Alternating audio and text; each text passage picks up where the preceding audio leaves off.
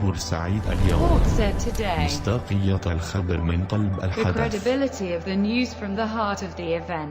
سهل الطينة كانت المشاكل الأساسية في موضوع معدية الرسوة إن كانت الباصات بتقف فترات طويلة، فممكن يوصلوا المدرسة متأخر، ودي تم معالجتها برضو من خلال مخاطبة معالي المحافظ فعلا، وكلم الجهات المسؤولة الأمنية بحيث يسمحوا للباصات بالمرور من فرع الطوارئ عشان نوفر الوقت للمدرسين. يعني هي في دعوة للتوطين بسهل الطينة. احنا ان شاء الله في صدد استلام عدد من المنازل خاصة بالمعلمين في قرية 4. قرية 4 دي تم فتحها السنة دي، بيتم تدريس المرحلة الابتدائية والإعدادية لغاية ثالثة إعدادي.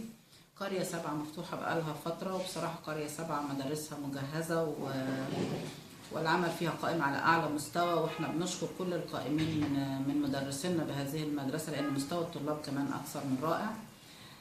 سواء قرية 4 أو قرية 7، المدارس دي اللي بنتها جهة أخرى غير هيئة الأبنية، وبالتالي تركت لفترة طويلة. فلما تم العمل بها كانت في حاجة فعلا لترميم ولصيانة.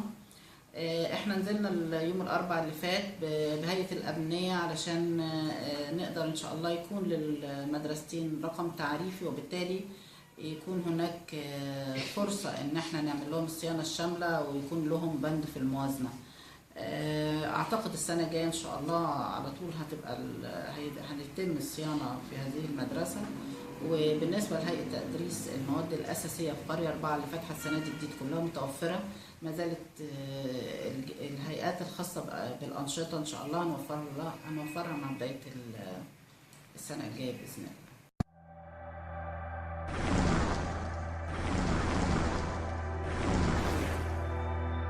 بورسعيد اليوم. Court said today. مصداقية الخبر من قلب The الحدث. credibility of the news from the heart of the event.